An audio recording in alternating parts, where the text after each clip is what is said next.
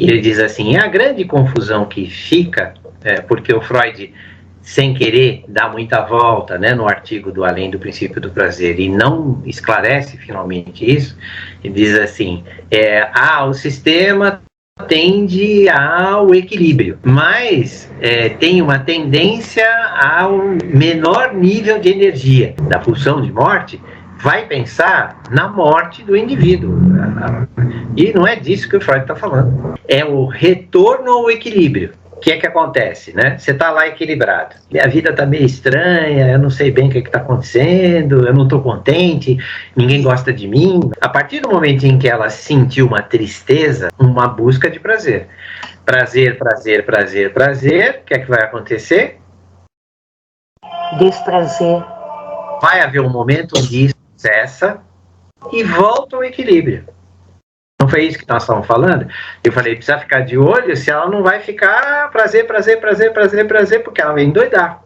O que é a pulsão de morte? A pulsão de morte é o que faz com que este prazer volte ao equilíbrio, volte à realidade. Porque não dá para ficar nesse pico tão alto o tempo todo. O princípio do prazer é um princípio que diz que ao buscar o prazer, vai haver um momento onde esse prazer se realiza e a tensão vai ser liberada e a energia vai voltar ao equilíbrio. Quando a energia volta ao equilíbrio, é a pulsão morte que está indo para trazer esse equilíbrio de volta outra vez. E agora ele vai introduzir o princípio de realidade, que é exatamente o que faz com que a máquina não pare, porque ela busca prazer de novo. Eu obtive prazer, voltei para o meu ponto de equilíbrio. Daqui a pouco eu vou fazer o quê? Prazer de novo, eu vou buscar outra vez. O princípio de realidade faz com que eu busque outra vez o princípio. Depois eu retorno.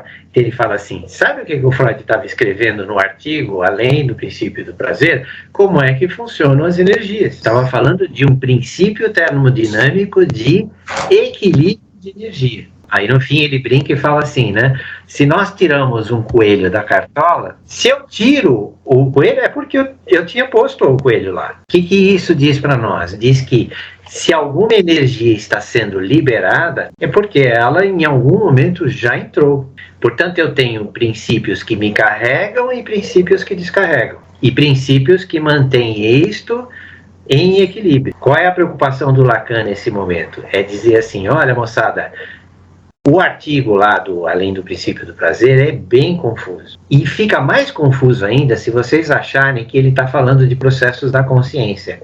Ele não está falando de processos da consciência. Ele está falando de processos de equilíbrio de energia que estão no sistema como um todo. Inconsciente e consciente, mas que regulam a nossa vida, como prazer e desprazer. Ele quer entender, nesse artigo, onde é que ele se confundiu no passado, porque o Freud primeiro achou que só existia prazer, né? E aí ele se surpreende com os soldados de guerra que vêm e mostram para ele o tempo todo uma repetição do desprazer, sonhando o tempo todo com a guerra, repetindo o tempo todo o que tinha acontecido na guerra, as más experiências que eles tiveram, e eles não conseguiam mais ter prazer, eles não conseguiam mais viver. Então ele falou assim, alguma coisa desregulou. Esse sistema que eu achava que funcionava de um jeito, não está se mostrando desse jeito. Tem alguma coisa aí diferente no funcionamento. Então ele está tentando descrever um outro modelo de máquina. Se você for olhar, tudo no mundo é energia.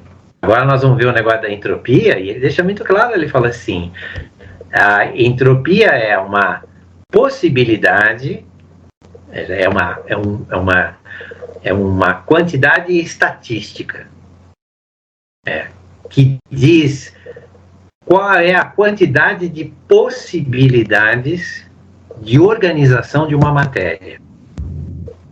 É meio de cara assim um troço, mas não é complicado de entender. Por quê? Porque tudo que existe existe numa determinada organização, porque alguma energia foi empregada que gerou aquela organização. Enquanto essa energia não é empregada, existem milhares de possibilidades diferentes deste arranjo acontecer. Quando a entropia é muito alta, esse nível de possibilidades ele está espalhado. Ele está desorganizado. Você poderia ficar assim, assim, assim, assim, assim, milhares de posições. O que é que você fez? Você reduziu a entropia. Você introduziu energia para fixar alguma coisa. Na análise, nós estamos trabalhando com este jogo de entropia. Se o cara está muito preso, ele tem uma entropia muito baixa, por exemplo, num determinado assunto, você faz ele olhar para outros aspectos, mudar de ponto de vista, porque você quer uma entropia alta. Então você, de certa forma, entre aspas, você desorganiza o pensamento. Para depois fazer o quê? Organizar de novo, mas de uma outra forma, que ele não sofra. E esta entropia, que seria este E, né, ela está, para nós, inserida no volume de informações que nós estamos processando. E aí ele vai fazer uma comparação com o sistema de comunicação por linha telefônica. Porque ele quer fazer aí, de certa forma, um paralelo com o nosso sistema nervoso, que é como se fossem fios e cabos. Tá? Ele vai dizer assim, e aí ele escreve na lousa, e aqui não aparece, ele escreve o E, abre parênteses, o E igual F função, ele já está começando a falar de matemática aqui, função, abre parênteses, de I. Em função da quantidade de informação, eu vou ter mais ou menos entropia. No exemplo que eu dei, vocês poderiam imaginar que cada peça do Lego é uma informação. Pegar essa informação que está dispersa lá em cima da mesa, e como é que eu vou pegar, juntar essa informação dentro de mim para fazer o aviãozinho? É dizer que ele é um pensamento feito a partir de informações. Quer dizer, ele está fazendo aqui um paralelo, porque ele está usando duas teorias, a teoria, né, da termodinâmica, a primeira e a segunda, né, leis da termodinâmica, e uma coisa que ele já vai introduzir para nós da cibernética, que é a teoria informacional. Ele está falando de energia, ele está falando de comunicação, ele está falando de tudo que, de certa forma, cerca o que o Freud tratou no Além do Princípio do Prazer. Só que o que ele está sendo claro, ele está dizendo assim, isto não aparece lá, mas é disto que ele está falando. Além do Princípio do Prazer, é um artigo onde o Freud está falando de como a energia circula no sistema. Nosso sistema, é isso que Freud está falando no Além do Princípio do Prazer, é um sistema que trabalha com informação. Nós estamos o tempo todo lidando com essa questão da quantidade de informação e diretamente quanta energia é gasta para trabalhar com essa informação.